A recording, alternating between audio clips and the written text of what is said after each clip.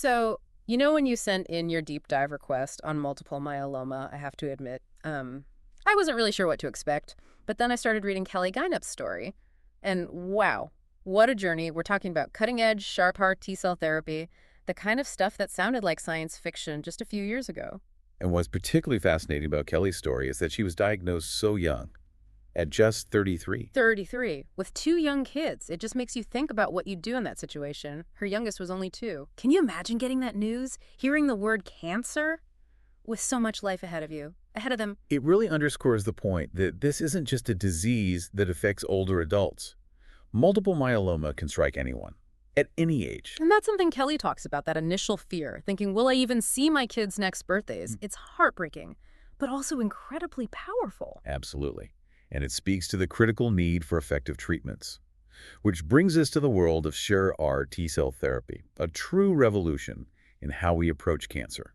And Kelly's story, in many ways, unfolds alongside the development of these incredible therapies.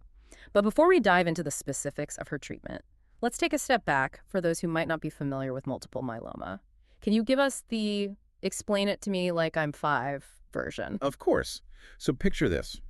Our immune system is like a well-trained army, and plasma cells are like the sharpshooters, producing antibodies that target invaders, like viruses and bacteria. But in multiple myeloma, these sharpshooters go rogue. They start multiplying out of control, crowding out the other soldiers, and wreaking havoc within the body. So instead of protecting the body, they start attacking it. In a way, yes. And because these cancerous plasma cells build up in the bone marrow, they interfere with the production of healthy blood cells, leading to a whole cascade of complications. And that's where those cycles of remission and relapse come into play. Right. It's a constant battle. Exactly. And Kelly's experience really highlights that roller coaster ride.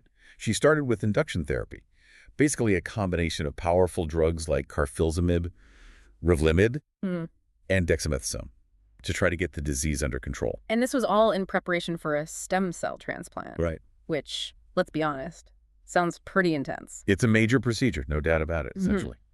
It involves replacing the damaged bone marrow with healthy stem cells, hopefully giving the body a fresh start. And Kelly went through all of that, only to face relapses down the road. It's enough to make anyone lose hope.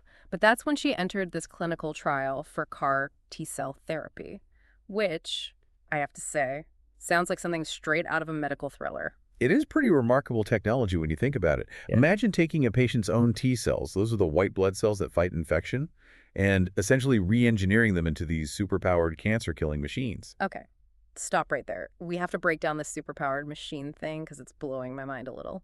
Right. So picture this. Imagine a key fitting into a lock. That's kind of how CAR T-cell therapy works.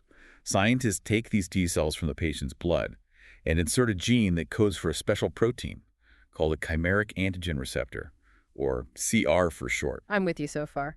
This CAR acts like a homing device, designed to recognize and attach to a specific protein found on cancer cells, like a key finding its lock.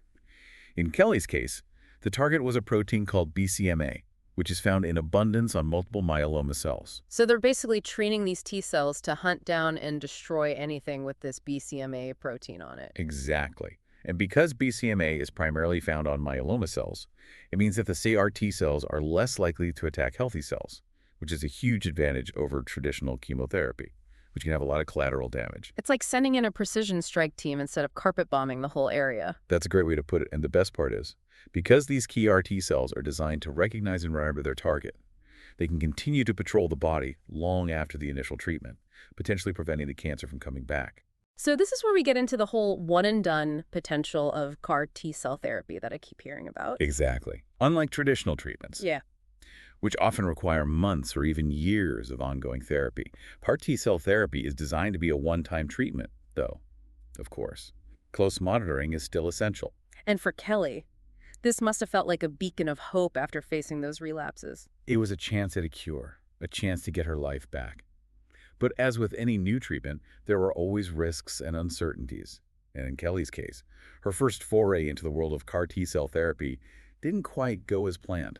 It's amazing how quickly things can change in medicine. I mean, one minute this CAR T-cell therapy is this experimental last resort, and the next it's moving into earlier lines of treatment. That feels huge for anyone facing a multiple myeloma diagnosis. It is huge. We're talking about a potential paradigm shift Yeah. in how we treat this disease. Remember how we talked about those FDA approvals for cilta-cel, Mm. which is the therapy Kelly received, and ID-cell? Right, and those approvals are basically saying these therapies are now options earlier in the treatment process. Exactly. Previously, CAR T-cell therapy was reserved for patients who had already been through multiple rounds of chemo, maybe even a stem cell transplant, and we're still seeing their cancer progress.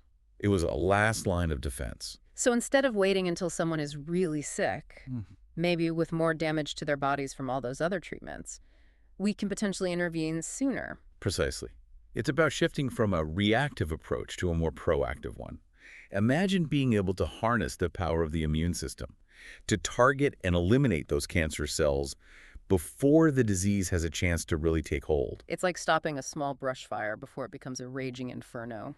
I like that analogy, and that's the potential we're seeing now with these CAR E-cell therapies being moved into earlier lines of treatment. It's an exciting time for the field, and for patients, of course. And for Kelly, even though that first trial didn't work out, the fact that she had the second chance with CARVYKTI and achieved remission, it just shows the incredible progress being made. It's a testament to her resilience, absolutely. But it also speaks to the importance of research, of continuing to refine and improve these treatments. Because even though CAR T-cell therapy is incredibly promising, it's not a magic bullet. There are still challenges, like managing side effects and ensuring long-term remission. Which makes me think about something Kelly talked about that really struck a chord with me, the importance of self-care.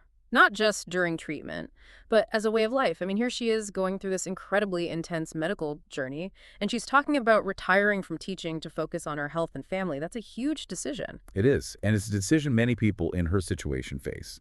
Do you keep working? Keep pushing, even when your body is screaming for a break? Or do you prioritize your health, your family, knowing that there are no guarantees? And for Kelly, it sounds like she really listened to her body Yeah. and made that incredibly difficult choice to step away from something she loved. And it wasn't easy for her. But she talks about how it allowed her to be more present for her children, to focus on her recovery, and to really prioritize those things that brought her joy, even in the midst of everything else she was going through. Which I think is such an important message for anyone facing a health challenge, big or small. It's so easy to get caught up in doctor's appointments, treatments, and the fear and uncertainty that come with a diagnosis like cancer. But Kelly reminds us that there's still so much life to be lived, even in those difficult moments. Absolutely. She talks about making a conscious effort to focus on the things she could control. Her sleep, her diet, getting outside for some sunshine. She even got really organized, keeping meticulous track of her medications and appointments. I know it might sound small, but for someone feeling overwhelmed, those little acts of self-care can be incredibly empowering. It's like reclaiming a sense of agency in a situation where you often feel like you have none. Exactly. And it's about finding those moments of joy, those things that nourish your soul, even when surrounded by so much uncertainty. Which for Kelly included things like spending time with loved ones, staying active. She was really into CrossFit, believe it or not, and even connecting with other patients online. Those online communities can be lifelines for people facing rare diseases like multiple myeloma. They offer a sense of belonging, of shared experience, and access to information that can be incredibly valuable. It's that whole idea that you're not alone in this journey. Right, exactly. And that's something that shines through in Kelly's story.